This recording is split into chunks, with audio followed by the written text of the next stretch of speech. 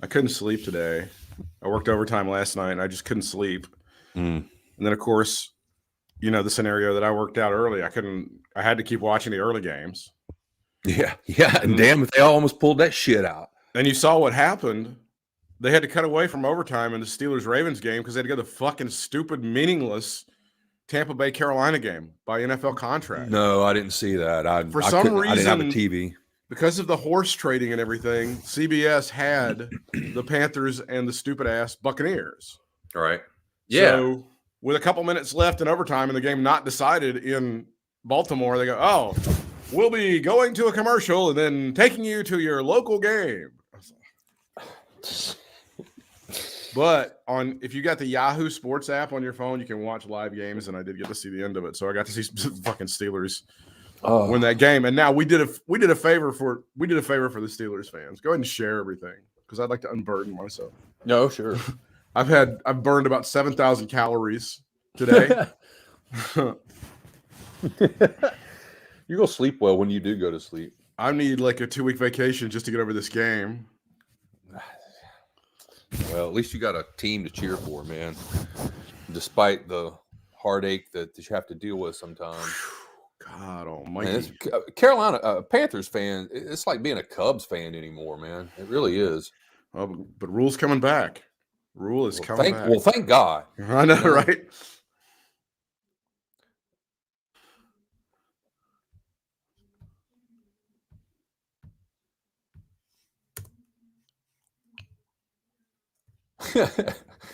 I just saw your tweet, the Katie Vick tweet from Adam Pierce, the retweet from Mickey James. How does it happen? I don't understand how it happens. It just it's like it's just out of nowhere. And the thing is, man, that's what I'm talking about. Why are they telling us this? I don't want to know. I want to be surprised. I want to be going, what? Oh shit, what is this? And then they you know, I mean, you know what I'm saying? I mean, that's part of wrestling, right? I kind of feel like there's a plan, but then with the WWE, it's always like there's never really a plan. Well, yeah, it's always like who's in charge. Yeah, the cat that's on the counter and falls off on the floor and pretends like it meant to do that the whole time. Cat, yeah, it's always like that. The cat theory, yes. Well, we can go ahead and get started as I'm exhausted. It's like 12. It's like 20 minutes to 1 as we get started because I've been watching football all day. Some people know that I'm a huge Raiders fan. If you're watching, you know, because I'm wearing the Raiders gear.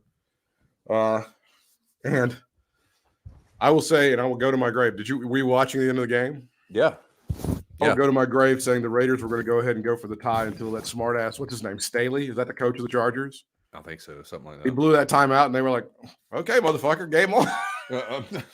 If you want to be a smart ass about this, we can send you home. It'll be fine. I will go to my grave. You're probably right. I didn't even think about that. I believe that they were perfectly fine with kneeling on the football twice. And you saw Derek on the sideline when they called the timeout. He just goes to Versace and he's like shrugging his shoulders, like, all right, fuck it. Yeah, whatever, dude. Yeah. If you guys want to just end your season here, we can go ahead and do that. I mean, we've got like the best. Our kickers won like 5 games for us this year, so that's cool. If you want to do it this way, he's never missed a kick in this stadium. So I mean, if you guys want to, we'll play it your way, there, feller. I just knew at the end of the game we were going to the playoffs. Unless we kicked the ball that was blocked and the Chargers ran it back for a touchdown. That's the only way we would have not been able to go to the playoffs. Somehow I wouldn't have been surprised if that happened. And again, with me telling you this, obviously the thought entered my mind. This is going to happen. They're going to just block it, run it back, and then all of a sudden we're out of the playoffs. They're in. Yeah. Here's another thing. I always thought that the criticism of Chris Collinsworth was always a little specious. If you can't shut the fuck up about Pittsburgh, I don't want to hear one more word about goddamn Pittsburgh. And Pittsburgh, what are they thinking of Pittsburgh? Boy, they're nervous in Pittsburgh. I don't know what they're thinking of Pittsburgh. Pittsburgh's going crazy. Right? Shut up. We're in Vegas. These two teams are playing. They keep flashing back to those 2 yahoos with the Steelers uniforms.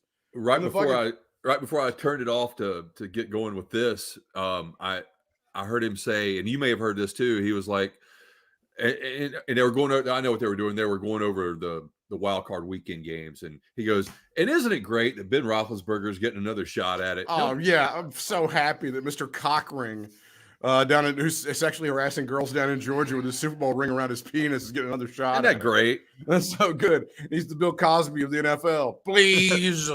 I want to throw the run pass option. Take the 10-yard route. Go to the right. Catch the ball. You have to tell them to catch the ball. They won't catch the ball. Everybody kind of forgets that part of the Ben Roethlisberger story, don't they? Boy, it seems to be swept under the old rug, huh? When he's down in fuck your cousin Georgia trying to sexually harass people at the double douche. Here it is. I'm sorry, people that are listening. I got to do it's a visual. This. Double douche. Yeah, that's it.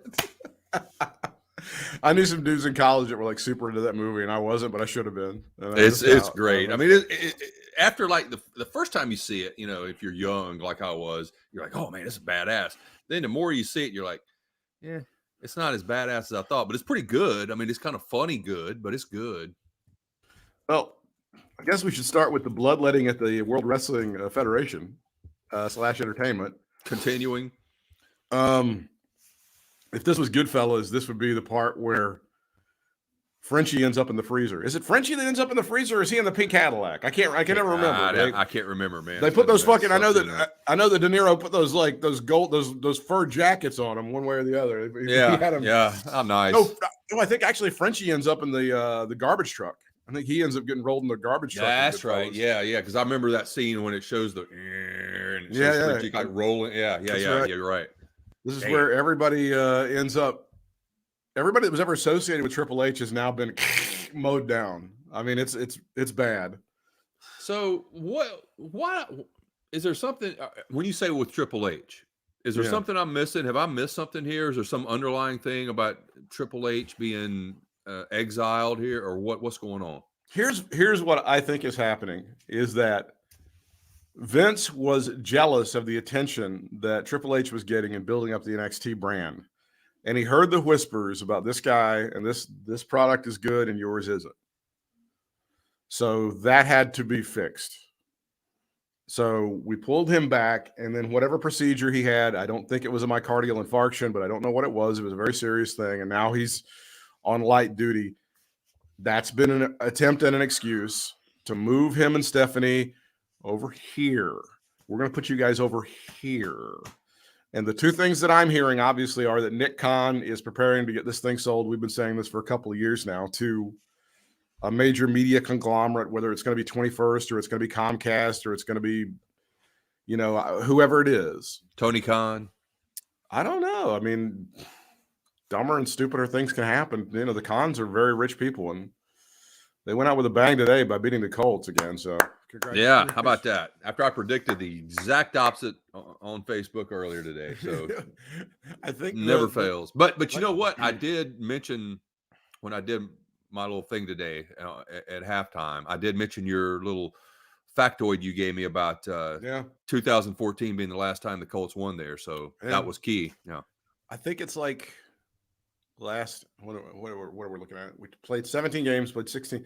So the last 33 games, I think the Jags are 3-2 against the Colts or something like that, because they would have played them twice this year, twice last. Anyway, they've got like, their number.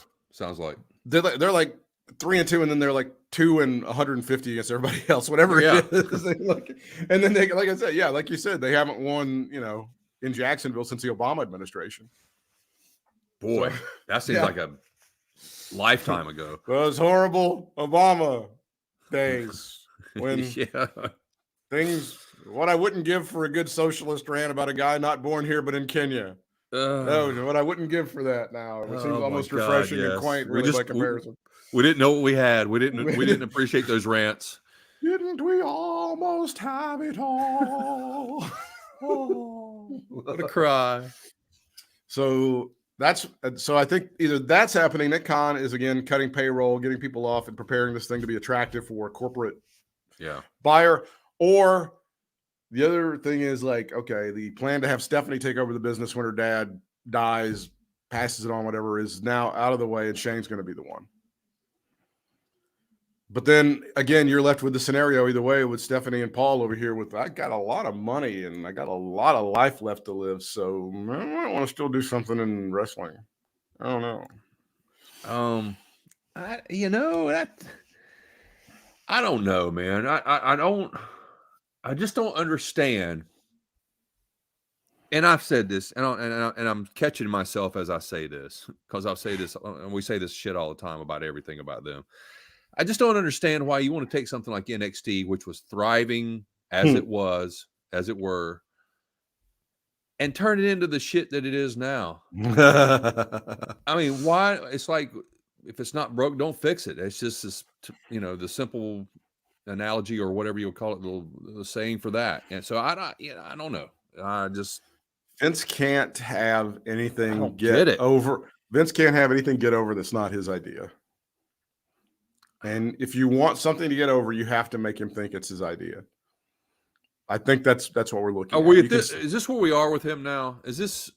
I think so. I think that's where we've been for a minute. I think with Stone Cold Steve Austin, they were able to kind of convince him that he had a hand in that. Because I think if you went back, you asked Vince now, I think he's so addle-brained, he would probably say, that ringmaster thing probably could have worked. If we would have just hung with that a little bit longer, I think we could have made that happen. You just said what I was thinking. I think I think if Vince would have done this, with NXT 30 years ago, he may have turned it into something better. But not this, not today, not 2021 Vince. He's a walking lump of shit right now, man. He's not the same. It's not this. And it's funny because 20 years from now, we may be talking about how stupid Dana White is. Like, oh, Dana White, like in 2035 is not, 2015 Dana White. It might be the same kind of situation, although that guy seems to be hitting a wall too. Well, I mean, they're similar in character in the sense that they're kind of outspoken and that sort of shit. So people like that tend to get a little off the rails anyway, the older they get. So, that's what I attribute it to. But having somebody just needs to take Vince. You remember Old Yeller? I was going to say that's the deal. Out behind the shed. I'm sorry. I don't. That's mean, but I don't really mean that. But I'm just saying, take him out behind the shed. Let's get Grandpa. I'm sorry, man. That was mean, but I don't like saying shit like that because I. But anyway, what was the guy's name that you always used to reference? Was it Marshall Hurley? Is that the guy? Who's that? No, the Heaven's Gate cult guy. Applewhite. Can't we just get Grandpa some applesauce and break the pills up in it and just have him spoon those in and just like go peacefully? Yeah, it's something. Get him some Ico Pro and just put something in it. Give him the blue pill, but it's really like painted blue and it's really like an orange arsenal. I don't know. I shouldn't say that. I'm passing away. There's Andre. Andre, I'm coming to you. Macho, I'm coming to you. And they're both running as fast as they can the other way. Hellwig, down on your knees like you were in my basement. Oh, no. Oh, we don't have that in heaven. Oh, I'm not in heaven. Shit. God damn it. That's funny. So this is William Regal. This is the William Regal statement upon being fired. Thank you, WWE, for a wonderful 21-year run. You gave a lad who was happy in a Wonderland wrestling on a carnival have a charmed life for 21 years. No complaints, and please no one waste time replying as I won't have a bad word said against the company. See, he's too classy. He is, man. I read that tweet and I thought the same thing. I mean, this guy's too classy for WWE. F y'all. He's too classy, Freddie Blassie. He is. He's classier than Freddie Blassie. Regal received a flood of support from the wrestling world. Many who either still call NXT home or did at one time shared their memories and support for the man who was instrumental in their careers. Meanwhile, fans who have seen Regal become a staple of NXT's black and gold era shared their disappointment. What do we call this era? The pastel era? Yeah, I guess. The 2.0 era. Released alongside Regal were names like Samoa Joe. If you're Joe, what do you think of this? Oh shit! Just I don't know. It's like a turnstile, right? You just go. He's like Billy Martin or something. He's hidden. You're fired. You're hired. You're fired. You're hired. And I go no. Final answer. You're done. Get You're out. You're done. Is that your final answer? Final answer. The Road Dogg, Jesse James, Ace Steele, Ryan Katz, Scott Armstrong. So we had an Armstrong bloodletting. Both the Armstrongs are no longer with us, huh? The Armstrongs have been erased from WWE. Jesus, this is the first time there's not been an Armstrong in that company in like 30 years or something. It's been a long time, right? It's been a long time. Jesus, that's a long time since there wasn't an Armstrong in World Wrestling Entertainment. And well, just think how Road Dogg's been, you know, he was what, early to mid 90s. Yeah. That was 30 years ago. So yeah. Allison Danger, I think you know that's Carino's sister. Oh, okay. No, I didn't know that. Sarah Cummins, Ranjin Singh, George Carroll, Gabe Sapolsky. I didn't realize Gabe Sapolsky was even with the World Wrestling Entertainment. Yeah, that's interesting. I didn't know that either. Gabe Sapolsky, who was instrumental, it should be saying, in building up a guy known as Tyler Black, who is now known as Seth Rollins, Hideki Suzuki, and Danny Burch. You can find the statement on the release below. The statement reads, "Fuck you guys. You're liar." Probably does. So I don't know. I mean, there was a point where it was like around Thanksgiving, and we were like, "Oh, it was probably going to be one more before Christmas." They're like, "No, we're not heartless enough to kill people before Christmas. We'll wait a week. It'll be great. We'll make them think they got jobs in 2022. Then we'll fucking dose them." Psych. And then of course the game begins. Who is Tony Khan going to sign? Who will Tony Khan sign? I tell you, he's got a pool to choose from. You could almost make a whole new wrestling company at this point. Well, that's the point, is you're going to have to do something because you got too many people. I mean, I think they're going to have to split the brands. Like, you're going to have a SmackDown Raw situation when it comes to AEW Dynamite, and you would be given the opportunity to finally do it right, because Vince always mentally and emotionally had a connection to Raw that he never had to SmackDown. So when SmackDown would start to get a little bit better, he would make sure that he took the proper steps to cut the knees out from under SmackDown, whether it was firing a writer or producer, you know, getting rid of Heyman, doing whatever he needed to do, or taking guys off of that SmackDown roster and putting them on Raw. There was always, but Tony Khan, if he split them up and had I don't know, AEW Elite and AEW Wolfpack, I don't know, I have no idea. He had two different shows. He would, at least allegedly, not have an emotional connection. He could actually do it right. He could have the thing where they don't cross over all the time, only on special occasions, and he could do like rare invasion angles or something like that, his kind of Survivor Series or whatever they wanted to do. That to me makes the most sense. Of course, you would have to convince the overlords at TBS that they need another 2-hour wrestling program. Not necessarily. You could just increase Rampage by an hour. We don't. Yeah, I guess you could.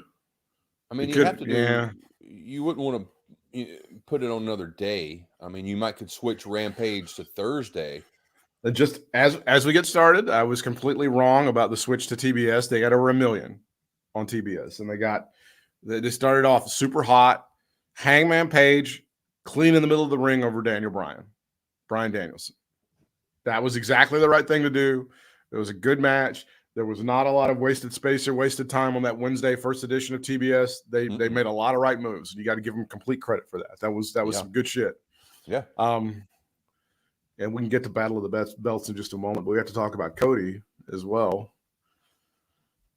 There's two different stories about Cody I want to get to. Obviously, he and his lovely wife. I do not know if Liberty has tested positive for COVID. Have you heard? I don't know. I haven't heard. It just says Brandy. The statement from Cody Rhodes was, "Brandy and I are in isolation with family that have unfortunately tested positive for COVID. It's been a scary time dealing with such a strong virus and the complications that can come with it. We're doing all we can to nurse and protect the family during this time. I will remain in quarantine as long as needed. Every day is more encouraging. Thank you immensely for your support and respect of our privacy. Thank you, All Elite Wrestling, for understanding and allowing me to be where I am needed today, and for allowing the TNT title to be represented. I look forward to being back soon. All the love in the world." In case you missed it, Cody's brother represented him in that TNT interim title match at Battle of the Belts against Sammy Guevara, which we'll get into in just a moment. The other story that I want to read from Cody, because he's and kudos to him for just admitting this. He regrets the Anthony Ogogo storyline from last year. Yeah. Which I think is a great story. This is from comicbook.com, which is a pretty good website. Cody Rhodes was at one point AEW's most beloved babyface, but fan reactions for the American Nightmare began to sour last year to the point where fans now wonder aloud if he's intentionally refusing to turn heel as a way to further aggravate fans online. What does the t-shirt say? It's like heel, face, great, or Winner. something like that? Winner. Oh, is that, I could. And then he's got the stupid, does he have the stupid neck tattoo checking the box under winner or something? Or is it just a check mark? I can't remember, but the winner's checked is all I know. But you might be right about I didn't notice that detail. I still have dumbass AEW marks like James Good who are swearing that when he gets booed, that's exactly the reaction they want. When he gets X-Pac, go away heat from the fans, Tony Khan's just a genius. My God, he's an absolute genius for doing this. And I'm sure this harkens back to some wrestling and romance fucking Japanese angle from 2002 or some shit. That's just the most brilliant thing ever. And if you guys would just read this Reddit thread, you would understand it so much better. Well, maybe our boy Excalibur can tell us all about it next time. Boy, is he annoying. Jesus, that guy. Holy shit. So this is what Cody has to say. I try to. He's nothing. He's nothing, and JR's terrible. And now they're dragging Tony now. Tony's getting drugged down. The announcing team's not good. It's just and this hodgepodge that they have on Rampage with Ricky Starks. Oh, I'm really tired of this. All that. I mean, I like Ricky Starks, but he's not an announcer, you know? No, he's a great wrestler. Promo, he's not an announcer. I almost think if they did what they're doing with MJF as far as getting him in the ring and cutting promos every week, and they put him on with somebody who's on the same level as CM Punk, you would get the same level of heel promo out of Ricky Starks every week. Dude is good, and it would be solid. He's unreal. He's cocky. He can wrestle his ass off. He can do anything. He takes bumps like a king. He knows how to wrestle like a heel. I think he's one of those guys that the fans are going to gravitate to. So at some point, he's going to become a babyface just despite himself because he's so entertaining. Yeah, I agree with that. Definitely, yeah. That's the problem with Max is there's like Max is an asshole. He tries to be an asshole, but goddamn, he's like the most entertaining guy. But he still manages to get the booze. He doesn't get, he's not to the point yet where people are cheering for him, but it's coming at some point because I think they're cherry picking his opponents kind of for that reason. They don't want him to get more of the pops, so they don't want to put him up against somebody that people kind of half-ass cheer for, But I think he's totally comfortable with getting the heat. He's not one of these guys like, oh, I don't want to be a bad guy or whatever. He doesn't give a shit. He's okay with getting the heat. And he's trying to get heat. But sometimes, despite getting heat, he gets cheered. Yeah. That's just what the two – I'm going to go right now and say the two best things in wrestling, the two things that I want to watch every week without fail in wrestling are CM Punk and MJF cutting promos against each other. Okay? And Paul Heyman on SmackDown. Paul Heyman talking to anybody on SmackDown. Talking to Roman, talking to Brock, talking to Kayla. I don't give a shit. Paul Heyman running his mouth on SmackDown, and then those two guys mouthing off on AEW Dynamite. Okay. I can agree with that. And I'll go again. I don't know about that last time Heyman, I guess on SmackDown last time when Brock and Roman were facing off. Yeah. And he went and Paul got into the pleading for Brock not to, because he was like, whatever he was doing, he's like crying because Roman was saying shit about it. I mean, that was kind of weird, but I think it's great. I think it's leading to something, of course, but. And you had the Usos and New Day wrestling each other again on SmackDown. And I'll just go again. I can watch those guys wrestle 1,000 more times and not be bored with it. I don't give a shit. I don't give a shit. And when you talk about a tag team rivalry, and those two guys. I mean, I don't know. Some people are going to object to that. I don't know if it's at the same level as like Hardy Boys versus Edge and Christian, or Dudley Boys versus Hardy Boys. But it's not. I'm just going to tell you. I think it's right next. I think it's right under that. Close to it. It's not that level though. I don't think it's some of the best tag team wrestling in that company's ever had. It's like top 10, maybe top 5 as far as that rivalry. I think there's a little more high flying action involved with them than there was with, not that there wasn't with Jeff Hardy and Matt Hardy, of course. They were flying all over the place, but I don't think quite as much. And I don't think Edge and Christian were as high flying as they were, but I don't know. I agree. They're entertaining. I would argue that Street Profits would be right there with them if they would let them into the club there. But I don't know. But other than that, I'm trying to sit here and think. I don't know what other tag team is there really that's worth a shit. There could have been many. I mean, the revival could have been. Yeah. Another one of those teams that could have been, an all-timer, but they weren't going to they just didn't let it happen. No, for whatever reason, they were too. But either one of those tag teams, the Usos or the New Day, they're right up there. Any tag team that you want to name in the history of that company, including the British Bulldogs, including the Demolition, include anybody that you want to talk about. The superpowers or whatever. I think they hold their own with those guys again in the top 10 of tag teams. Those guys what about the Rougeaus? The Rougeaus weren't bad. And the Killer Bees weren't really bad, even though Brian Blair I like to say this about Brian Blair, because he runs he's the guy in charge of Cauliflower Alley, and he had some super funny things to say about Herb Abrams on Dark Side of the Ring, right? He had like the line, Herb Abrams died what he loved doing, cocaine and whores. It was cocaine and cowboy boots. So there's been a lot of interesting comments, and I can't really speak to it, but other people have looked into it, and they're like, I don't know if all the money that you've collected for helping out wrestlers who are destitute, I don't know if that's gotten in the right hands. Again, I don't know. I don't want to get sued, but I know some people have looked into it. So they were talking on the 605, the Super Podcast. They did their holiday Star Wars for New Year's, and they had their people on, and several people had gone to the Great Cauliflower Alley. So I'm not really shitting on Cauliflower Alley as a concept because it seems pretty cool. I'd like to go there. I think you and I should go there one day. I think we could have a fun time and hang out with people and stuff.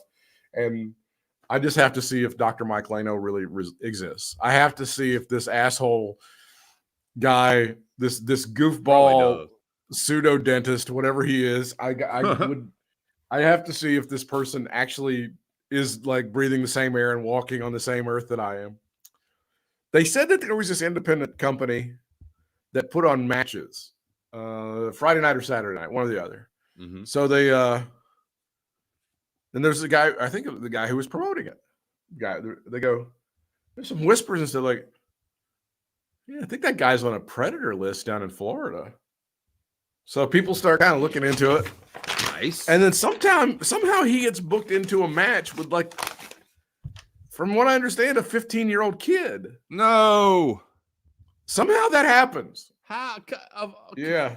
I don't know. He also made it to the promoters roundtable. So the boys were saying that when the match is in the ring, Friday night, Saturday night at Cauliflower Alley, everybody's phone starts going off. Bing, bing, bing, bing, bing, bing. So, oh, shit. Yeah, I guess that's him. He's on a list in Florida. And let me just say, do you know what it takes to get on a sex predators list in Florida? A lot of competition down there.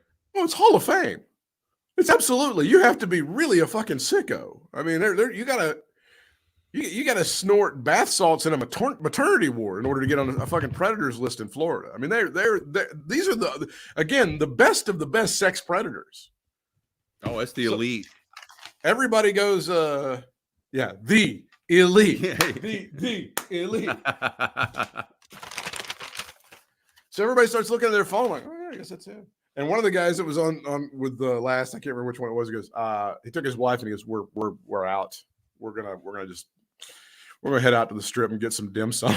You know, I don't want to stick around and be like an accessory or a witness or whatever is going on here. So the next day, even a casual bystander, I'm not. Yeah, I just don't feel, you know, I just don't feel like I should, you know, do that. So the next day, this is great. They go up to, there's a lot of people who obviously know about this, and they go up to some of the people who are associated with Cauliflower Alley. They go, hey, what's up with the on the sex offenders list being the promoter and being on the card? Well, no, that's just an independent thing that's kind of adjacent to Cauliflower Alley. We're not really involved with that. That's not us. It's not our thing. It's kind of associated with us, but it's really not. It's just so they were pushing back, in other words. They were and they kept, because people kept coming up to them and they kept, you know, they're repeating the same line. Our message is going to be, that's an independent thing. It's different, and we're not really associated with them, even though they just happen to be performing pretty much within 5 feet of our convention. And it was easy to buy tickets to the show through our convention. And a lot of people who were at the convention were also at that show, but it has nothing to do with them. Isn't it great? It's just, and also he was at a promoters roundtable, which apparently was an official thing. It wasn't like not part of the banner of Cauliflower Alley. So I wonder who finally said that something's wrong with this dude. I mean, who finally got I don't know. How did it come up? You know, I don't know if it was somebody that was like from Florida that was like, yeah, I know him from Apopka or wherever he's from. And we've been hearing about Mo for a while, and Mo turns out he's he's on a list. There's a certain list, and it's not Santa's. We're already going to check it twice, and he's not nice. He's naughty.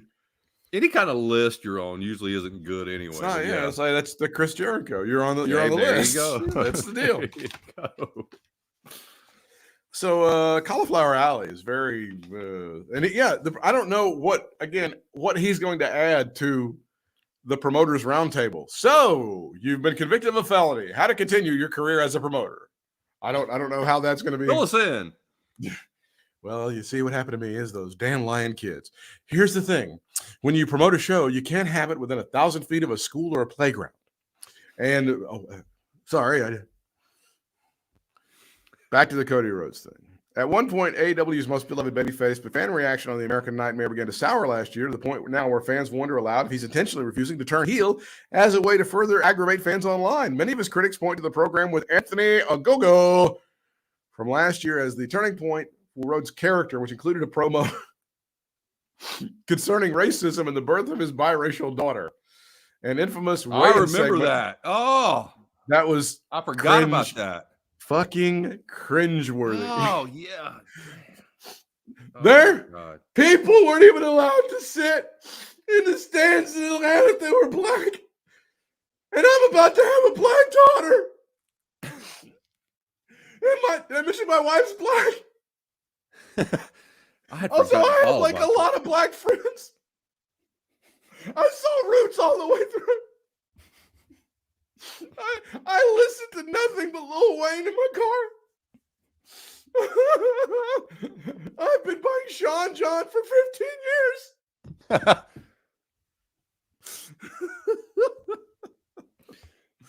I've forgotten all about that being the part of the Anthony Ogogo thing. That horrible freaking promo, man. Oh, it was damn. Yes, it was. Hey, no, that's exactly the reaction they wanted. They wanted every fan to go, "What the fuck is wrong with you? Are you mentally ill?" No. That's Tony Khan's brilliant. He said, "Cody, go out there and cut the stupidest fucking promo that anyone's ever heard, and make sure you're overwrought and cry a little bit about your black daughter. That'd be great." Well, yeah. I just can't believe that people think that this is they want the fans frustrated. Why do you want to frustrate your fans? That's like anti AEW, you know? Right. It's supposed to be. Yeah, that's more of a WWE brand. Frustrating your fans. Exactly. It's the thank you, sir. May I have another? That's been the last 20 years of WWE, right? I'm telling you, and I don't understand. And if that is what they want, then then AEW's dumber than I thought they were. That truly has been the last like 15 or 20 years of WWE. Is God, this sucks. All right, here's my checkbook. Oh, Grandpa, what's a checkbook? Shut up and hand me a quarter for the phone. An infamous weigh-in segment. Now, the weigh-in segment has been kind of underrated, and they actually went into that on Roads to the Top about how shitty that was. And a poorly received match at Double or Nuttin' on pay-per-view. Rhodes was a guest on the Rasslin, R-A-S-S-L-I-N, that's Rasslin podcast. And he admitted he regretted nearly everything about how the angle was executed, mostly about how he existed and was part of it.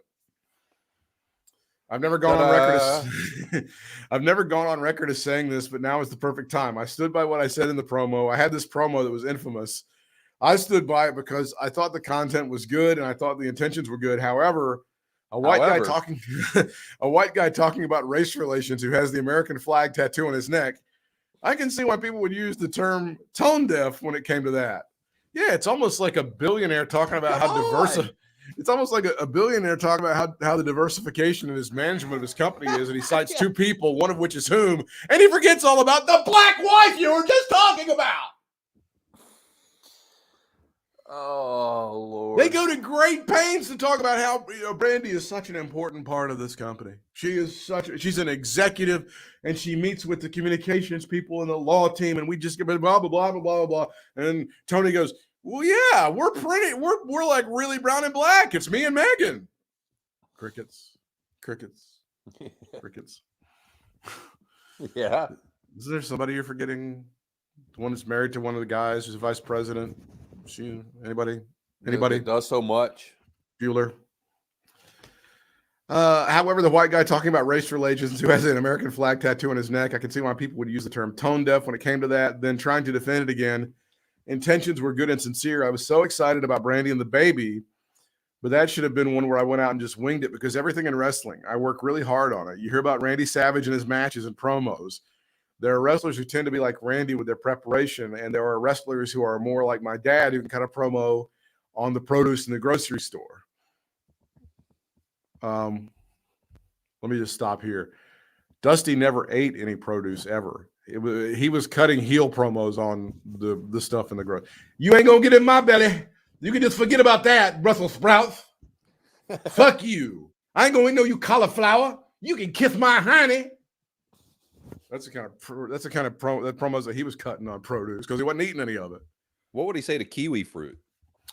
Fuck you, kiwi fruit. I ain't gonna eat that shit. Give me a big old steak, buddy. Hard times. It's when you need a pork chop and you can't get it. Hard time. What would he say to a box of Cheez-Its?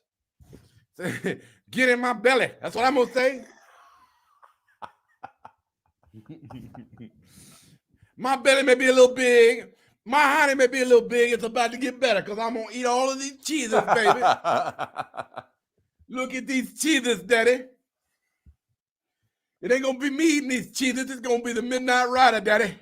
I just like hearing you say Cheez-It there, Dusty. Cheez-Its are the best. This is Dusty Rhodes for Cheez-Its with the real cheese flavor that you need to get in your belly. I like the white cheddar ones.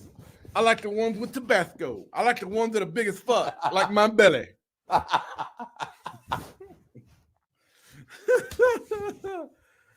Oh, God. Sometimes I just sit in the jacuzzi and I'll have baby doll feed me some cheeses, baby.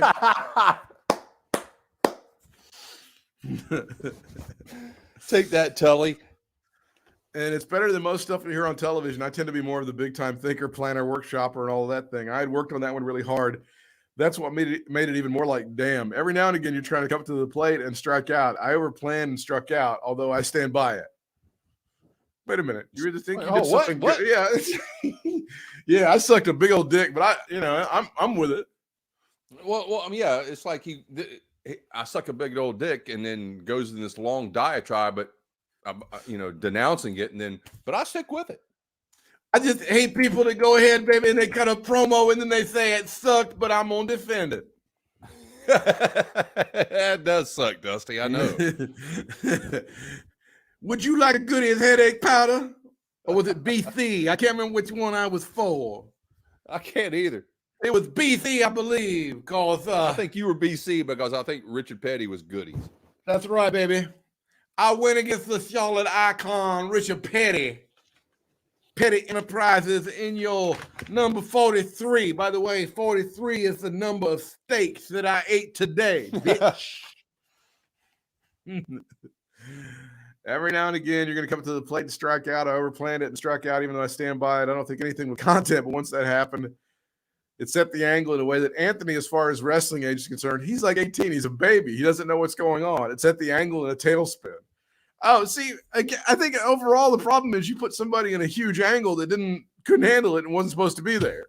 Right. Hi, I'm Daniel Garcia. Hi, I'm Hook. I mean, it happens over and over and over again. You elevate these guys. I want to talk about Hook at some point, but yeah, go ahead. I can't deny the kid's over. What is your beef about Hook? Because I'm fairly negative and I don't get it. But this may be you and me as the old men on the porch. We have to accept that. It may. We have to accept that. I'll give you that. It may very well be, but I honestly try to have an open mind about that stuff like that. Okay, right. Whether I like it or not, most of the time I get it. It's just not me. The whole Baron Corbin thing. I mean, I guess somebody out there gets it. I don't like it, but I guess somebody does. But whatever.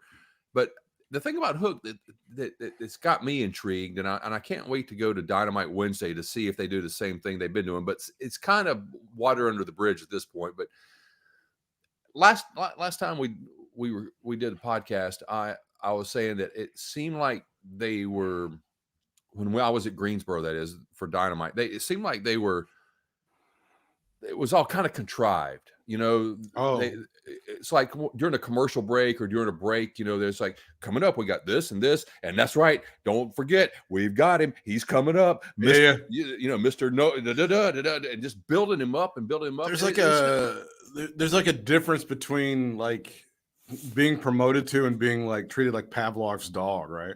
Right, man. Yeah. And sometimes, it's like the Damian Sandow thing. That one comes to mind. The whole natural buildup of a baby face from the audience, from the crowd. And then you look at it and you kill it. And then that's a whole different fucking subject. Yeah, but exactly. But then you're like, you have the hottest thing in there, and then all of a sudden you just shit on it. And it's over. Yeah, blow it up. Unreal. That's one of those that I'll always remember. I won't remember a lot of shit about wrestling, but I'll always remember that for some reason. But you do remember that was, and I think that was the WrestleMania that was up in Northern California. Yeah, I think so. I think you're right. Wherever the 49ers play. Yeah, Palo Alto or somewhere up in there. But because we talked to Stutzy before that, and Stutzy goes, I think this guy's going to be the most over guy. Yeah, by a pretty long, and he was kind of right. He should have been. And Vince was like, "Well, we're gonna fix that shit. He's gonna be under in no time. Give me 2 seconds." And then you have we talked about this for a couple of years with Ricochet. Ricochet built himself up organically, becomes kind of huge, and all of a sudden, we're gonna cut the legs out from under that shit, dude. When he first jumped over from Lucha, hell yeah, and he was hot in NXT. And then that list is long too. The NXT people that have, imploded, not of any fault of their own. But the thing about Hook is I never heard the audience like a natural chant build up of send Hook or we want Hook or whatever. But once they started building him up on the mic, whether it's Justin Roberts or Tony Khan or whoever it was coming out and building this dude up. And I'm just wondering, did I miss something since Charlotte? Because I know when they were in Charlotte, about however long ago that was, Hook was still kind of the third wheel with Ricky Starks and Powerhouse Hobbs and that bunch. And somewhere along the line he started, but I don't know if they've done this themselves or it's organic and somewhere he did get a lot of natural pops. People, and they started building up off the natural pops. But I'm just wondering if I missed that somewhere, or if they're actually just trying to, build him up because he's Taz's kid. I don't know.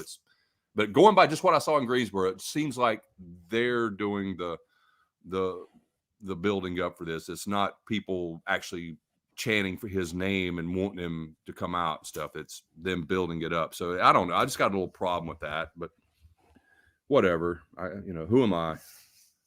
I don't really get it either. I think it's a good look, but it's just like, and credit them for kind of building him up. But you're right. I think contrived is probably spot on.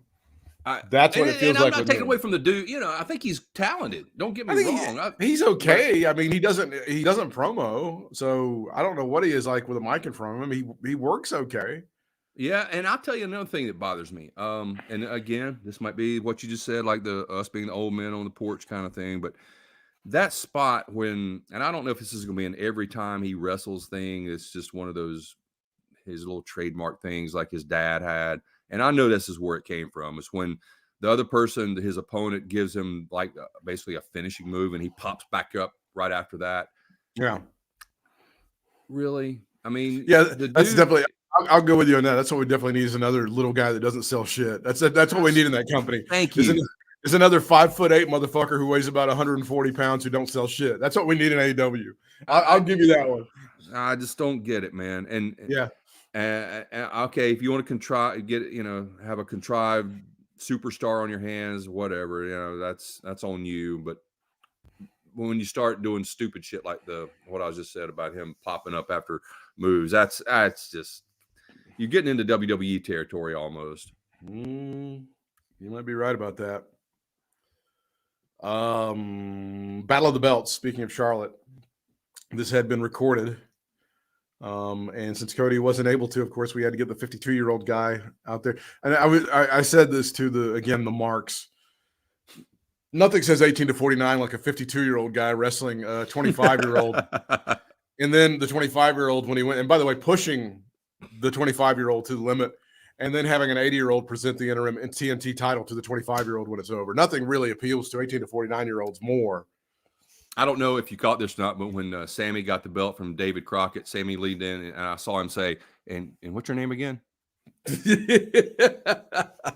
If I was with Doge Cat's management, I would definitely have Keith Richards do the next guitar solo on her next single. I think that's going to appeal. Pull them in, man. Yeah, I think that's really the way to go. If you're, Jesus Christ. They went 20 minutes. There was an amazing Canadian destroyer that Dustin and I'll say Sammy took it like a pro, but that was not your finisher. No. It's Sammy Guevara beating Dustin Rhodes. They shake hands after it's over. It's an A according to Bleacher Report. So, but you know what? It wasn't a bad match, all things considered. No. I thought it was good. I really did. I thought it was like, was it about 20 minutes or something like that? It was about 20 minutes. Yeah. Yeah. They were fighting their ass. I mean, it was a little bit long, but I thought they were fighting their asses off, and they both got to do their shit. And Dustin really is in better shape than he has been in a long time. Yeah, man. Dustin looks great, man. He really does. He can work, and it's probably going to be beneficial to have Sammy work a match like that for Dustin. Sammy broke up with the chick he got engaged to back in the summer. Yeah, man. He and Ty are getting it on. Really? Mm-hmm. I thought Ty was with Jungle Boy. That's your boy or your girl Anna J. Anna. Okay, I get it mixed up. Ty Conti and Sammy Guevara, huh? Wow. Yeah. High five, Sammy. Would you want to see the sex tape or no? To see her, yeah. Yeah, of course. I mean, the women are always the stars. I want to see that sex tape. I probably want to see the Jungle Boy and Anna J sex tape. Mm-hmm. Trying to think which Penelope Ford and Kip Sabian. Yeah, Miz and Maurice for sure. Oh, good God! God Almighty, she's crazy hot. What about Tara Valkyrie and John Morrison? I don't know, man. By a whisker. Maybe. I want to see that. He do some high. Edge and Betty. Jesus, I don't know. I'd be scared, honestly. Yeah, she looks kind of scary with that dude she's got going on now, man. She looks like she's ready to take somebody out again. That is a strong ass. That's a strong ass woman right there. Man. Like, if you're not fucking her right, you will be soon. Yeah. She's gonna make sure like that will be straightened out. Yeah, so to speak. Well, it's like they had her as part of these angles, and it's just like the easiest thing ever. Well, Atlanta's like a 3-hour drive from Asheville. Greenville's like an hour drive from Asheville. Well, okay, get in the car, let's go. Yeah. As big a multinational worldwide corporation as WWE, sometimes it's just as simple as that. But you're pretty close. Get in your Escalade or whatever and putter on down. Yeah. Ricky Starks against Matt Seidel. Another good match. Bleacher Report says B+. That wasn't a bad match either, man. It really wasn't. I think the whole show was pretty much it was pretty satisfactory. Well, first of all, I was happy to see Ricky Starks. I don't think we see him enough, like we were just talking about earlier. Correct. And Matt Seidel has some nice spots in that match, man. Usually he's pretty, vanilla to me. I know he has some high flying stuff, but he turned it up a notch in that match, it seemed like. Britt Baker DMD against Riho. This is for the championship, and it gets an A- as Britt Baker does reverse a suplex, brought her down, but Riho prevented her from applying the lockjaw. Once she got Riho situated in the middle of the ring, she had a curb stomp for a close 2 count. Hayter and Baker got into an argument that allowed Riho to hit a series of moves before another close 2 count. Then Baker hit another stomp before applying the lockjaw for the win. It was a pretty satisfying little situation. It was nice. I talked about having the old guy there, but it was nice to see David Crockett at ringside. Oh yeah, oh yeah, man, sure. That stuff is always that stuff is always good to recognize, and it's important here locally, obviously in the Carolinas, but it's also, since the Crockett's were nationwide at one point. Again, for anybody who's over the age of 40, anybody under the age of 40 would be like, Crockett? What? Yeah. But still. Yeah. Still. Well, I mean, if you're a wrestling organization, you got to do it just because you're a wrestling organization. But if you're a wrestling organization that has people like the Rhodes brothers and Arn Anderson and Tully Blanchard and Sting and some of those people from the David Crockett era, then yeah, you definitely need to bring Crockett in like you did. And I think that was commendable. A big one on NXT is Braun Baker. The matriculation and the care and feeding of a can't-miss superstar. Braun Baker wins the NXT championship over Tommaso Ciampa, or Ciampa, I guess. And then they kind of shake hands after it's over. Rick Steiner in the ring celebrating with his son upon winning. Why are you snorting when I say Rick Steiner? I'm just thinking back to the good old days when the Breaker brothers were battling the Road Warriors. What about that Frankenbreaker? Was that a move or what? I love the Frankenbreaker. Such a good one. It just bothers me, man. So we can't just call this guy like just something, or like Rick Steiner Jr. or something. Something, man. I mean, why you got to go Braun Breaker and then make it very well known like that, having Steiner come into the ring and make it? I don't know. Yeah. Again, how many times am I going to say it? I don't get it. Braun Breaker on why this is January 7th article now, on how he pays tribute to Rick and Scott Steiner during his matches. Fresh off of his NXT title win this week on New Year's Evil, Braun Breaker appeared on Corey Graves' After the Bell podcast. You're a big fan of the Corey Graves' After the Bell podcast, aren't you? Fuck yeah, man. Listen to it all the time. Corey Graves and Carmella sex tape. Would you watch it? Yeah. I'm going to say no. What? Not because of her. He would ruin it for me. I hate him so much. I wouldn't be able to enjoy it. Yeah, I wouldn't be able to. I don't know, man. See, you got me thinking now. I can't deal with it. You probably got a good point there. Hey, did you see that? Damn, I love Carmella though. Oh, she's fabulously hot. If it wasn't for Mandy Rose, I'd say she's the hottest one in the entire company. You like Mandy blonde or brown, brunette better? I gotta say blonde, but she's super hot brunette too. God, I didn't think she'd get it over, but god damn, she got it over. Yeah, she did. Much respect to that.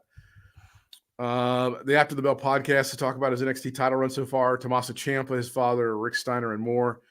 Braun on Tommaso Ciampa. Tommaso is an outstanding performer. He is an outstanding human being. He's a husband. He's a father. He's an outstanding person who I got to know over time. We worked together and battled Can't say enough good things about him. He's a veteran of the game. He's one of the best ever to step foot in an NXT ring, if not the best. He's a pro. He's a leader in the locker room. He's a leader of this company, and he'll probably be fired by next Wednesday. Oh, that's not. He didn't say that, but who was that? Who said all that? That was Braun. He said that about Tommaso Ciampa. Tommaso Ciampa. Oh, he said that about Tommaso Ciampa. Okay, yeah. Okay. I thought I've got it mixed up. On his family being at the show, that's the first time my dad has seen me wrestle. Well, that's interesting. I guess he means live. He's probably. I was going to say this has to be live. Yeah. Although Rick Steiner would be a guy who would not be able to know how to log into fucking Peacock like stupid ass Jim Cornette. Jesus, I love Jim Cornette. I listen to the podcast all the time. I listen to it a couple times sometimes. But his troglodyte bullshit when it comes to like technology is just so tired. Like, dude, you have a podcast, you run a store online where people buy shit. Wise up. You can't just be like, well, you guys that use phones are stupid, and you people that have Rokus are stupid. Troglodyte. You have a fucking podcast that people need phones to download and listen to. You exist on the internet to a great majority of your fans. You sell shit on fucking Cameo, technology dipshit. I can't do it. And then Stacy will do it. Then I'll get Stacy to come over, and then Stacy will put the Twitter on the Twitter, and then she'll broadcast the Twitter on like she'll put it on like one of those projection things on the wall, and then I'll see the tweet. Jesus Christ. So why it would take you like if you really concentrated, you stupid fuck, it would take you like 5 minutes to learn this shit. It's like he can tell you everybody that Hackenschmidt ever wrestled, but he doesn't know how to operate a fucking iPhone. How is this possible? I guess, he's got so much ADHD going on. Probably he just he can't concentrate long enough to figure it out. Holy shit. It's like, I know every finish at every card that Jerry Jarrett ever put in the Mid-South Coliseum, but I have no idea whatsoever how to download a podcast. What is this settings thing here? Oh, Jesus. I'm not a young person. Bryant's not a young person. We've had to kind of catch up with this shit. I mean, you've had some help. I mean, your daughter at least kind of like can help you out. I can't lie. Yeah, can't lie. That's one of the great things about the kids. How do you do this? And they'll go, well, you just hit that, and you don't. One time, remember we were trying to download that podcast on the way back from that show, and she was like, "Oh, you got to do is do this and do this." I went, oh, no, man, I need me one of these. Just another day. I need me one of these daughters. but it kind of but you did your own little thing that time you were over at my old house. And I did. Trying to get that pay-per-view. I was able to do it. I didn't think it was going to work at first, and I cursed like a sailor. I was like, "Oh my god, I can't remember which pay-per-view it was now, but I think it was an ROH one or something, maybe. Yeah, it was. Yeah, it wasn't a WWE one, but it was. It was one of the few. It was one of the few ROH ones where you could actually see it and hear it. I know that was impressive. That should narrow things down a bit. Yeah, it does. But yeah, that was always impressive. That was big ups, big respects for that. I'll always remember that one. But I do, even though my daughter does have those skills and stuff, being that age and everything, I do kind of pass it along because I will take what knowledge I have and help my mom. Oh yeah. So yeah, it kind of trickle down theory. I only see like my mom like twice or 2 or 3 times a year, obviously because of COVID and shit. That's also been like a thing. But she's like, I've got a list of things. I need you to get my printer going. And then we want to do this. And then we want to do this. That sounds familiar. I know, right? And I need you to look at my iPhone. And then it's like, usually I can, it's either going to be I can do it in 4 seconds or I can't do it. And then she'll be frustrated. Like, well, I just thought you could fix it. Yeah. It's very passive aggressive, right? Sounds big. It sounds very familiar. Yes. On the first time. He said, that's the first time my dad has seen me wrestle. It was cool to see him and my brother in the front row. My dad has high expectations for me. What's his brother's name? What's his brother's name going to be? Like John Breaker or some shit like that? Circuit. Braun and John, the Breaker brother. Oh my! They ought to turn him in like to the Dubs, like the Circuit Breaker and or the Dicks. That was another fucking Dicks. Oh goddamn! Did you see that Tom Phillips got the gig as the Impact announcer? Yeah. That's good for him. And then I saw Big E giving him up, so Big E's probably getting fired pretty soon. Yeah, Big E's gone. He's done. He's history. It was like he was on his way out anyway. They already started to shit on him, so he's when they come to you and they start to fire you, you're like, I never even heard of Paul Levesque. I don't know who that is. I'm not. Who's Paul Levesque? Is that like some French? Is he the French president? Because I don't know who that is. Doesn't he have a cooking show? Who is that? I don't. Paul Levesque. I'm sorry. Can I buy a vowel or something?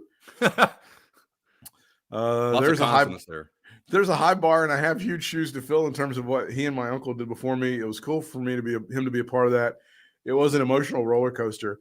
I'm glad he was able to come down and share that with me. And then the last story we'll look at is this thing on WrestlingNews.com where it says people around the company are scared. They're reportedly sad and angry and wondering what's next after Triple H's hires are released. On PW Insider, Mike Johnson was asked if the latest releases are a Triple H revenge thing.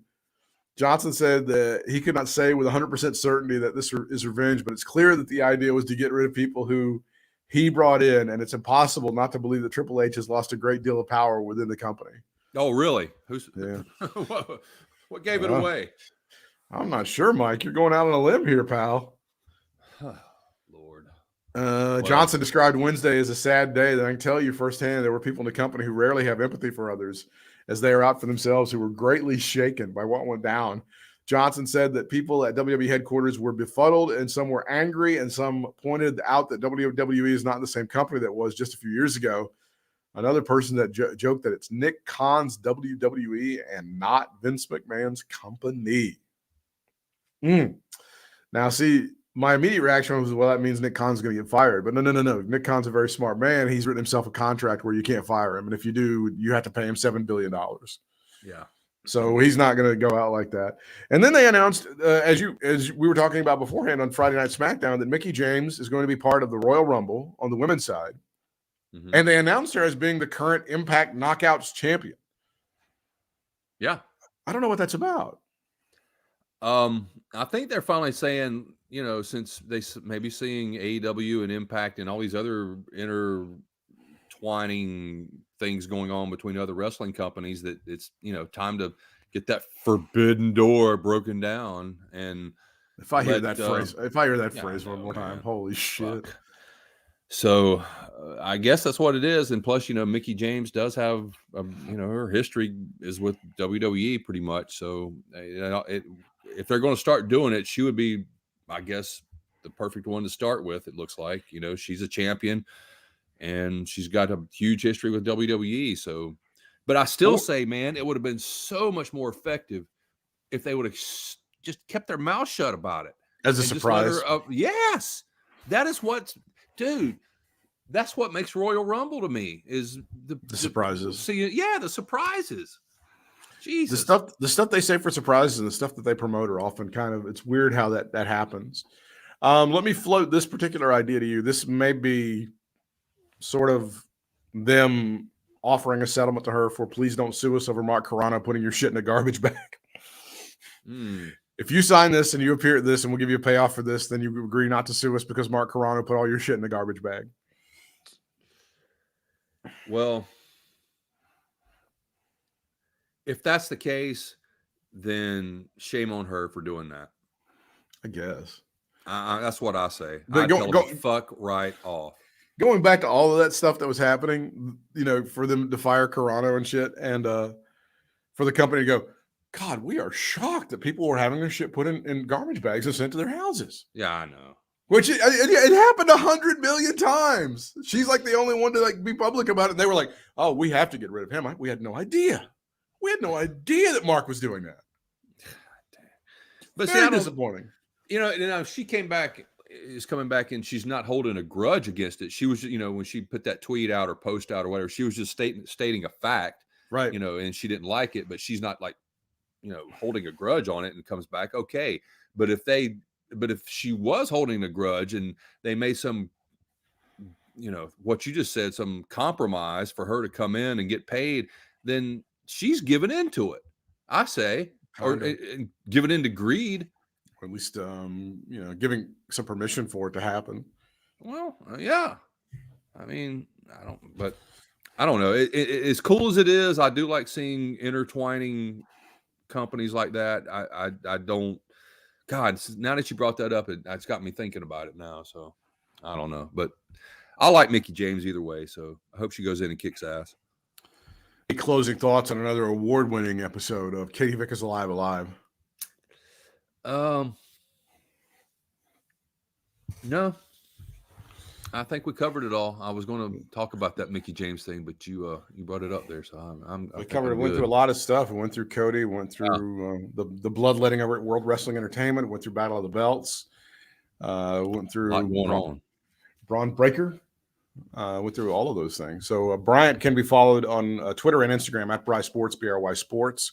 Our show is on Twitter at Katie Vick Alive. I am on Twitter at Britt Whitmire, BRITTWHITMIRE. And on Instagram, it's BDub for Reels, BDUB number 4, REELZ. And if you want to contribute to what we do, you can shop at our Amazon store. You're going to need some things for Valentine's Day, I believe. It's going to be katievick.com. That's katievick.com. Very easy to remember. Does not change the price of the stuff you're buying. We get a piece of the action from Amazon, and they're worth $1 trillion, so they can break us off a little bit. Until next time, fans, we'll see you ringside.